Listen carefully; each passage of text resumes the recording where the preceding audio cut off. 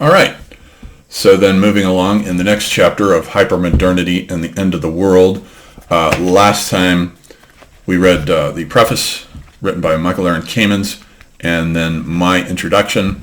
And now we're on book one, but it was originally planned as a trilogy. There won't be any others. The first dialogue is Epochs of Being. Let's see if you can see that. Okay. John David Ebert. What we should do first is get into this idea of these three different epochs: modernity, postmodernity, and hypermodernity. Michel Foucault did this a lot. There are a lot of epochs in his work. For instance, his idea of disciplinary societies that were present during the period of industrialized capitalism. This disciplinary period followed and was entirely distinct from the sovereign society of the kings and surrounding aristocracy that reigned supreme throughout the Middle Ages. And then Gilles Deleuze adds into the mix the idea of control societies that comes after the breakdown of the disciplinary society in the 1980s. You can make as many models as you want, but they have to make sense and they have to correspond to social reality in some way. I think that culture moves eventally, using the term in Heidegger's sense of an event as Ereignis, which signifies that a new horizon of being has opened up. As a result of the event, being is now different. For instance, being as it was understood in the time of the pre-Socratics was what was known as phusis, which simply means that entities arise and unconceal themselves in the metaphysical clearing. The clearing being simply the space in which things are made evident, where truths are discovered. And so with phusis, the Greeks had an immanental understanding of being. I know we're going way back here. Heidegger did this as well as Foucault, thinking in terms of these structurally consistent epochs. And so after phusis, along comes the understanding of being with Plato as a transcendent experience. Being shifts from phusis and is now eidos. The Platonic forms, the eidolons, are transcendent, and so the transcendental signifieds are not in the physical world anymore. And I think this is what Heidegger didn't like about Plato. Plato comes out of the German Romantic tradition with the idea that the spirit moves through matter. It's in the world. It's immanent. And that same way of thinking goes back through Schelling and Schopenhauer and all those guys. So once being becomes eidos, with the philosophy of Plato, Heidegger marks it rather surprisingly as the beginning of the decline of philosophy and philosophical thinking.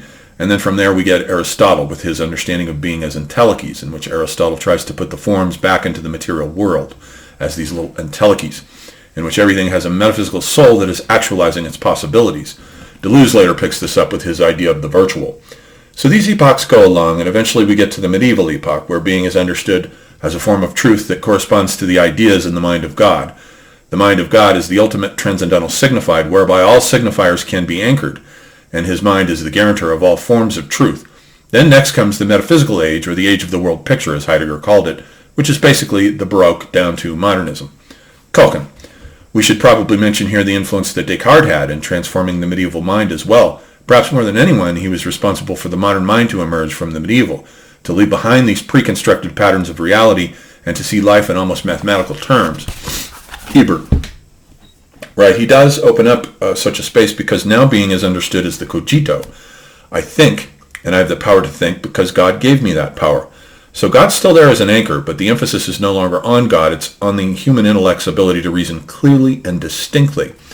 And here we should think about this clarity, the optical metaphor that Descartes uses. I like to think about all these philosophers that were produced in Northern Europe during the high period of its metaphysical age as displaced opticians. Remember that Spinoza made his living as a lens grinder, and Descartes wants everything to be very clear and optically distinct. He's got new theories about how the eye works.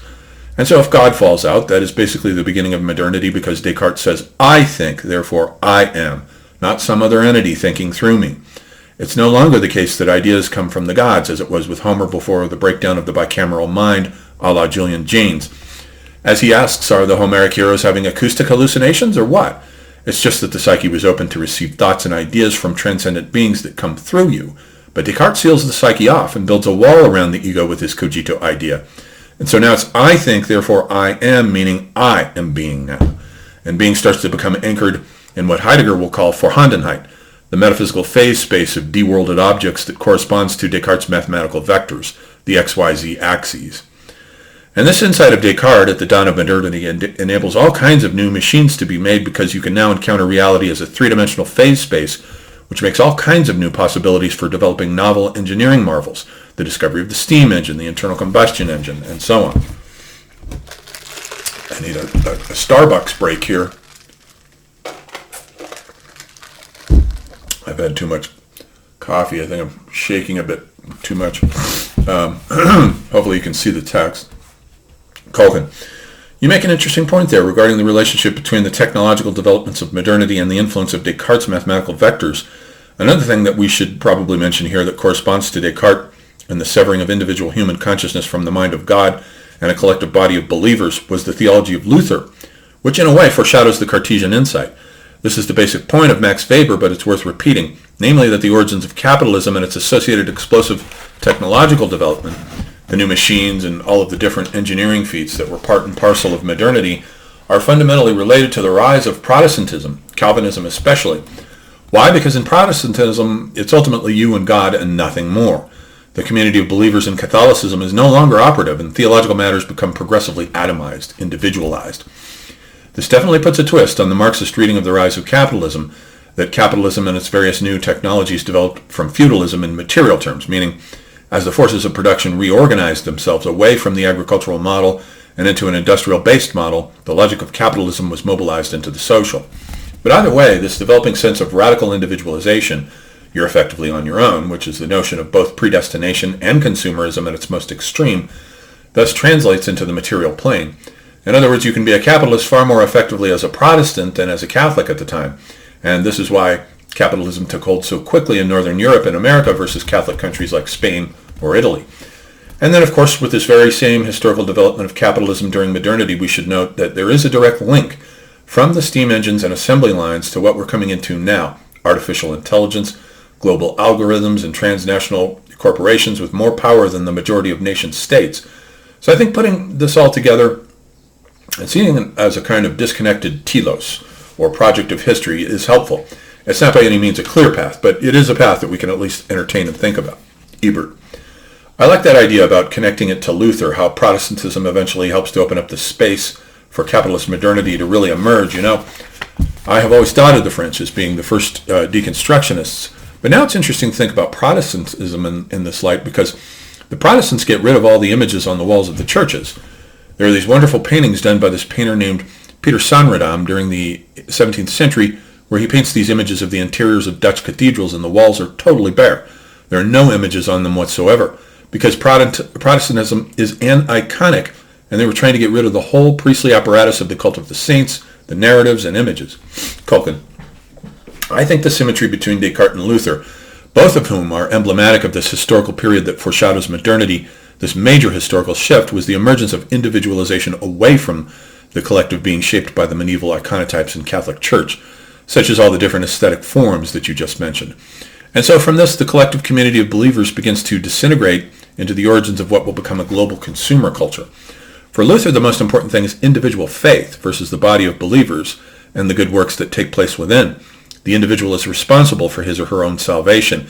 It is not given over to the priest. It is not given over to Rome. It is not given over to anybody but one's very self.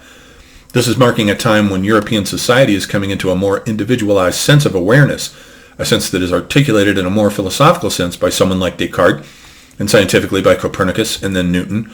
And then all this theological philosophical change is occurring precisely when the old economic feudal system is beginning to break down and giving way to free market capitalist development, entrepreneurialism, and the emergence of all these individual businessmen and merchants who eventually construct the factories of northern England and Lowell, Massachusetts in the 18th century and 19th century.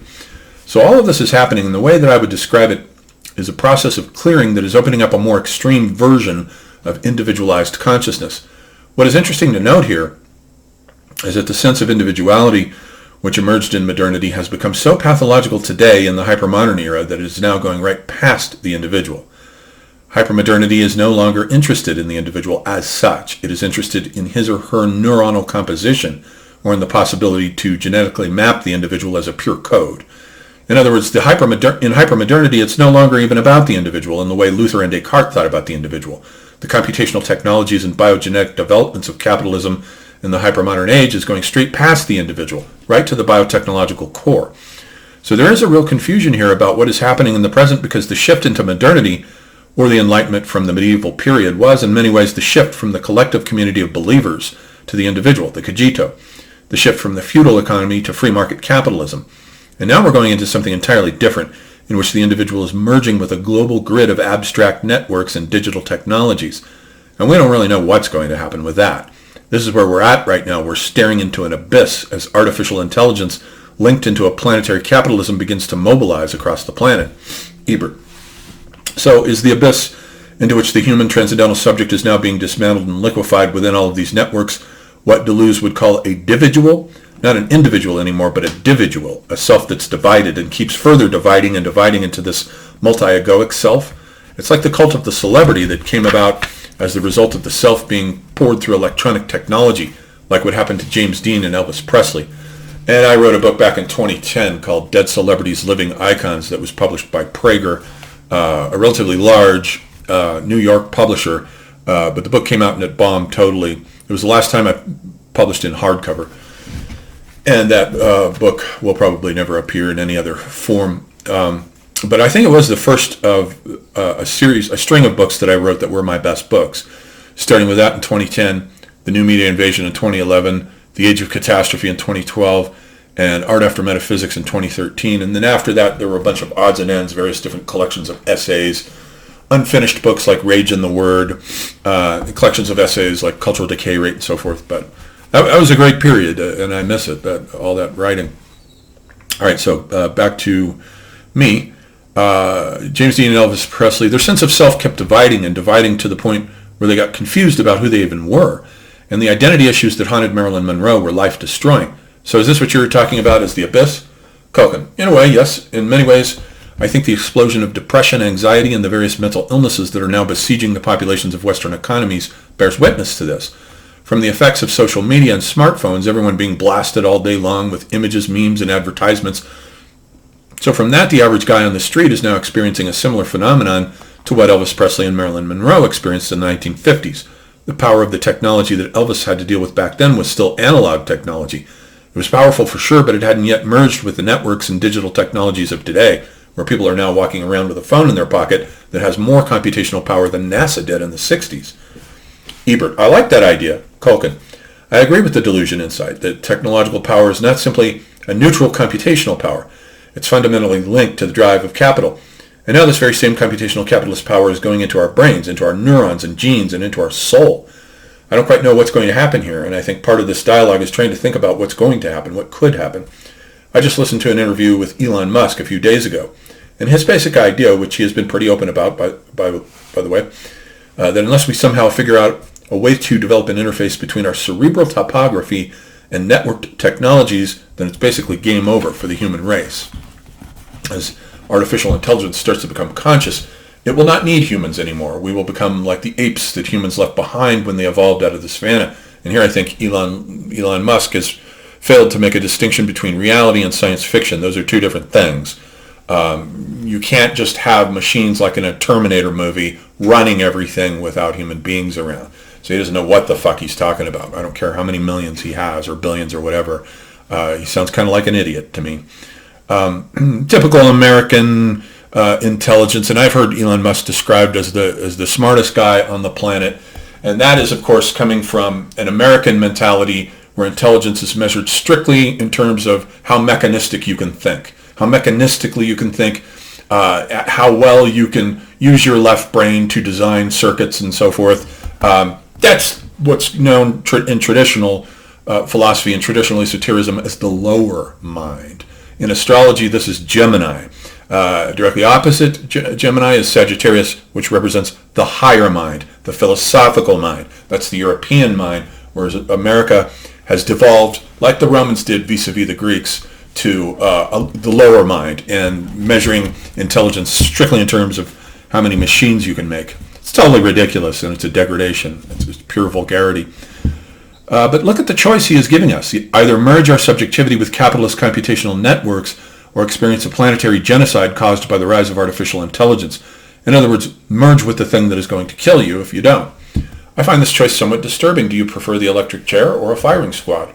So is some kind of event going to come in and interrupt this same progression? I think this is the great question to consider in the early decades of the 20th century, because by 2050 it's going to be answered one way or the other.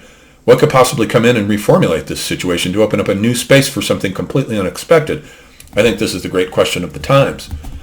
Ebert. That's the way human culture evolves. You get these annunciation events that change everything, or as I like to call them, precedental events. But first, let's finish looking at modernism. When modernism really comes in, we get the French Revolution and the Napoleonic Wars. Modernity comes out of that chaos, and the French were the first to start this process of deconstruction during the French Revolution. They wanted to get rid of all the calendars. They wanted to get rid of all historical references to narratives that had to do with Christianity, and so they invented the metric system, which is totally abstract. Before, it was like, what is a foot? A foot is the size of the king's foot. A yard is the size of your yard, so everything is very concrete. But the French system wipes those iconotypes away and just puts in pure abstract metrics. So they're doing that, and then we get the chaos of the Napoleonic Wars, and out of that comes in the 1850s Napoleon III's Haussmannization of Paris. Baron Haussmann was Napoleon III's primary city planner and designer, sort of like Robert Moses was back in the 1960s, rather.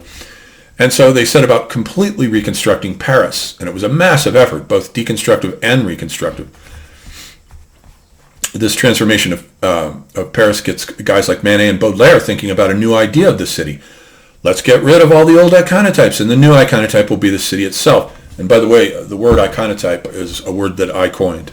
It did not exist before me. And so we get Baudelaire's idea of the flaneur, the stroller, the guy who wanders through the arcades. That is the new iconotype that never existed before. And now it comes in with Baudelaire, and Manet is like, yeah, let's paint the city.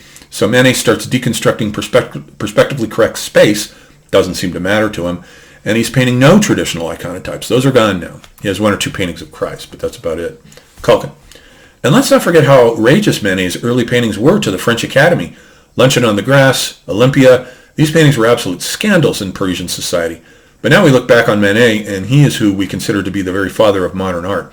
Not only that, but the person who set in motion modern art's trajectory, from the Impressionists to Cézanne, and then to Post-Impressionism with Van Gogh and Gauguin, and then Cubism with Picasso and Braque, and it keeps on going until we eventually get to Rothko and Pollock in 1950s Manhattan.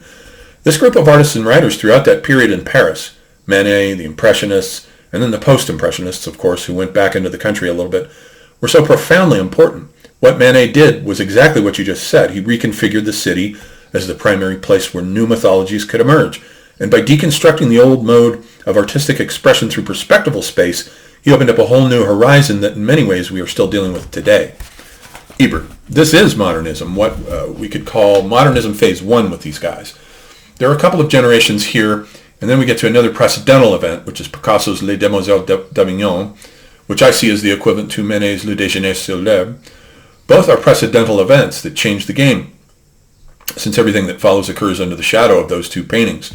So with Demoiselle, he painted this monstrous thing, and I've seen it. I have been in the Art Institute in Chicago where it is, this monstrously large and overwhelming canvas with the presence of these primitive figures on it. It really is an encounter. It's nothing you will ever forget once you've stood in front of it. And it was so powerful, it had so much mana in it that he hid it away for quite a while.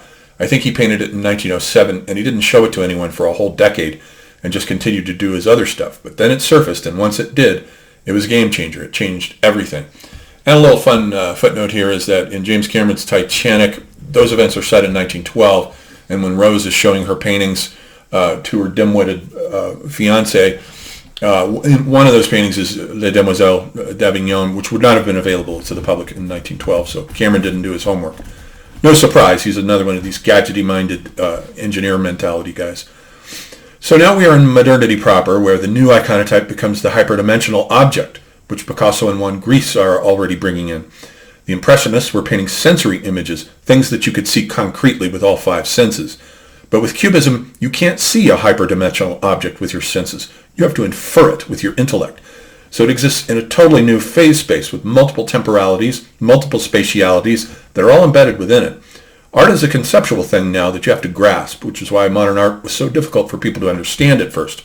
Now it's become normalized, almost like wallpaper, the art hanging on the walls of a dentist's office. But back then it was a precedental event. So we had a precedental event with Les Demoiselles d'Avignon, but then we have the subsequent Cubists, Juan Gris, and all these other guys who normalized that event through echoing it. So you get a loud explosion and then echoes, echoes, echoes. And everyone through the process of echoing the event normalizes it into an epoch that now has a structure and it's full-blown modernity. And the other aspect of these iconotypes, I think, also has to do with the Jungian archetypes, because so many of these artists, like Paul Klee, for instance, and Max Beckmann, were interested in painting myths. They were interested in mythological figures. So in addition to the conceptual idea of the hyperdimensional object, you now also have mythological archetypes, and these become the structuring iconotypes from modernity up to World War II. Koken. Let's not skip one other artistic movement that was also extremely important, which was Surrealism. This was an artistic movement heavily influenced by Freud, drawing on this new idea that our conscious processes aren't even steering the ship, that there's a whole sea of unconscious content that is directly influencing our political, social, and cultural life. You see these incredible paintings of Dali or in the writing of Breton drawing directly from that well of unconscious content. So back to Ebert. So let's move into postmodernity now. That brings us to World War II and the detonation of the atom bomb, which I mark as a precedental event because the atom bomb on the physical plane eliminates matter. It just disintegrates it into pure energy. And at the same time, you get Jackson Pollock doing the same thing in the barn out on Fireplace Road, laying the canvases out and discovering not forms but the annihilation of forms into pure vortices of energy. So he's got these abstract paintings that are just pure energy crackling. And there again at the Art Institute, I stood in front of Lavender Mist, and that thing is huge and powerful. It's just as powerful in its way as Les Demoiselles d'Avignon. It's the precedental event for the art world for this phase, this elimination of all the modernist iconotypes. They start going down the drain. The hyperdimensional object isn't there anymore. The Jungian archetypes aren't there anymore. Although you can see when you look at the evolution of Pollock's oeuvre, most of the early stuff is all Jungian archetypes. He was getting therapy from a Jungian analyst, bringing in myth, focusing on it, and then pretty soon it's gone and gets replaced by pure vortices of energy. Where do you take art after that? It was an apotheosis, a climax that in a way ruined him because he didn't know what else he could do. What else do you do after you've just discovered the elimination of form into pure energy? All you can do is keep reiterating that kind of iconotype over and over again, and I think it destroyed him. Okay, so Koken. Let's see. Is that readable? I lost my focus there. Come back, camera. Where is it? That doesn't seem to want to refocus. Huh. That's weird. Okay, anyhow, there's only 2 pages left. So Koken says, it's interesting to know how ahead of the curve these artists are from an economic perspective or perhaps a political perspective. Let's see if I can get it.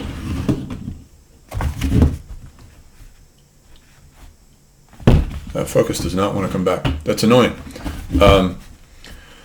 So from an economic perspective or perhaps a political perspective, what defined modernity throughout its initial period is what Zygmunt Bauman referred to as its solid phase. So Bauman made this distinction between modernity before World War II, which he called heavy modernity because it's all industrial, big machines moving other machines around. And then after World War II, it becomes liquid modernity because everything becomes liquefied. And I don't think Bauman was sophisticated about art. I don't think he knew much about art, but it's perfect that he characterizes what he calls light modernity or liquid modernity, more famously liquid modernity, and more appropriately, that it's a perfect socio-technological, economic, and political analog to what was going on in art here, which was about the liquefaction of form. Koken says, you have these series of interlocking structures that define the social topography. For instance, you have the factory as the emblematic economic space of production. You also have the large government bureaucracies that regulate so much of society's day-to-day functioning. And then you have these interlocking social systems like the nuclear family, the public school classroom, the hospital, the military, and so on and so forth. And these apparent solid structures are paramount throughout modernity, far more than they are today. And I think when Pollock comes along after World War II and starts to liquefy things down artistically, this is almost the exact same time when these socio-political institutions of modernity begin to fragment as well into this in-between phase that we call postmodernity, the phase between modernity and our current predicament of hypermodernity. And what you see, for instance, let's say an urban American space is a total and absolute collapse of the industrialized economy. If you went to a city like Chicago or Boston from the early 1900s, let's say up to the early 1950s, yes, it was a city largely comprised of working-class neighborhoods, but there was still some stability there. There were all these tight-knit ethnic neighborhoods. Everyone went to the parish church on Sunday morning. All the men working their 9-to-5 jobs in the factory, along the docks, or for one of the various civil services. And what happens after the war is a collapse of this way of life. Those families start to migrate to suburbia. The factories start to close down. And then simultaneously you have this massive migration of African American families escaping this horrific racism of the Jim Crow South, coming up and taking over these old Irish, Italian, and Jewish neighborhoods that once defined the south side of Chicago or Brooklyn or West Philadelphia. But the problem for these migrating African American families is that there's no more jobs. All of the factories are closing down. The docks are no longer operating. I think of Elia Kazan's masterpiece from the 1950s, On the Waterfront, as a testament to the end of this way of life, the beginning of the end to solid modernity. Interestingly enough, I had a lot of family that used to work on the docks of South Boston way back when. Those days are long gone now, so what follows from this is that you have a horrific social decomposition of urban American space that is fully set in by the 1980s. You know the story: crack cocaine, street muggings, so-called white flight. You have this crime-ridden, economically depressed post-war city that is really captured in the films of someone like Sidney Lumet. But you also have the roots of hypermodernity here. Donald Trump, our tweeting hypermodern president, made his fortune in Manhattan real estate off of this very same social collapse. And I would say that Donald Trump did represent our first truly hypermodern president. JFK was our first televisual president, but I think we get into this in the next chapter, so I won't go over that, how each of these presidencies after the war corresponds to a new mediatic transformation. It's interesting how those socioeconomic structures that once mediated the high period of modernity in urban American space, that gave it this sense of solidity, eventually morphed into what Bauman would term liquid modernity, basically the liquefaction and subsequent hypergentrification and commodification of virtually all urban space. Artists were already predicting that long before those structures were visibly gone.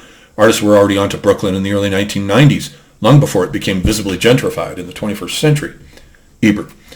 Now, with Rothko and Pollock, those are the two artists I started my book Art After Metaphysics with. I had a real aha moment when I could see what was going on with Rothko, because I never cared for Rothko. I never liked him. I thought to myself, who cares about a bunch of empty squares? But then I got his catalog raisonné out of curiosity after I wrote the chapter on Pollock. So I got it and I sat down and I'm looking at the evolution of his oeuvre, and then you can see what he did there in his early work. He's painting under the influence of modernism, Miro mostly, and Mata, and guys like that. All these Jungian archetypes are in there, which I never knew about Rothko. But after a while, you can see, as he is developing and approaching the age of 40, we get these multi-forms where he starts melting the forms down. You can actually see the forms of modernity melting bit by bit in his art as he goes along until he finally gets to this transcendent space of what Derrida calls in his essay that he wrote at about the same time as Rothko's doing this in France. His first really powerful essay, Structure, Sign, and Play in the Discourse of the Human Sciences, where he talks about how there is now at the West center of being an ontological absence. There is an absence there where there were once forms or iconotypes before, but those are gone now. Rothko is painting this ontological absence with these elementary units of being that are these giant luminous squares where there used to be iconotypes. There would once be a crucifixion or the Virgin Mary in that space, but now there's just nothing, just the colors of Rothko's multiforms signifying the absent ontological center at the very heart of the West now. Michael Aaron Kamen's first book of poetry, which I think is eventually going to be seen as a classic one day, Absences, is also about how we are dealing with these semiotic vacancies. And I highly recommend that book. You should get it if you want a true taste of hypermodern poetry, truly unique hypermodern poetry at its finest. And also his second book, Clouds. They're both masterpieces. So with Rothko, we get this meltdown. There's nothing at the center any longer. All we are left with are these absences of being, semiotic vacancies, as I call them, where the grand transcendental signifieds, which are the same thing basically as my iconotypes. What I call iconotypes is what Derrida calls transcendental signifieds, to anchor meaning there. And so therefore we get in postmodernity all of these different hermeneutic meaning games. We get Gadamer in 1960 working out hermeneutics in Truth and Method, and you can already see that Heidegger is the godfather of all of this, even though he is writing within modernity, but he's already thinking about what the postmodern game is with his theory of truth as aletheia, which isn't a matching anymore of your truth ideas to external reality, because entities now unconceal themselves in the clearing imperfectly and unclearly, the exact opposite of Descartes' clear and distinct truth value take none. And so every aspect of an entity that gets unconcealed automatically hides another facet from you, so you're never getting the full picture with his theory of truth. And that's basically the postmodern understanding of truth.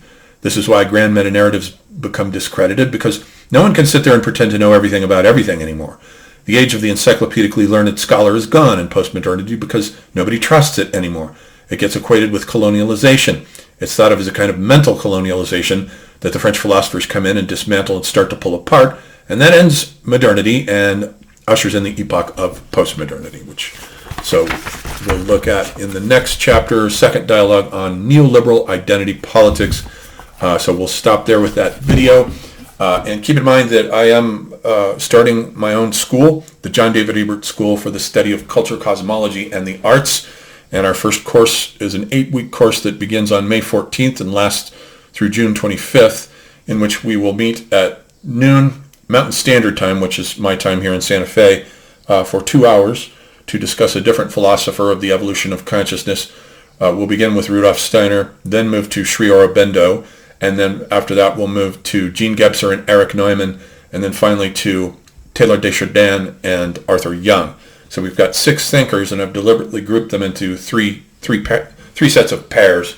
And so I have that. So that course is called Transformations of Consciousness Through Time. And my website is up and running, and the link is all over my social media for those of you who wish to enroll in it. And there's at least a couple of payment plans in there. I may add a third one. If you don't, it's $500 for the 8-week course, which is about the standard going rate for such courses. But there is a payment option where you can pay $250 in 2 months, one each for each month. Okay, we'll leave it there for that episode of Hypermodernity and the End of the World.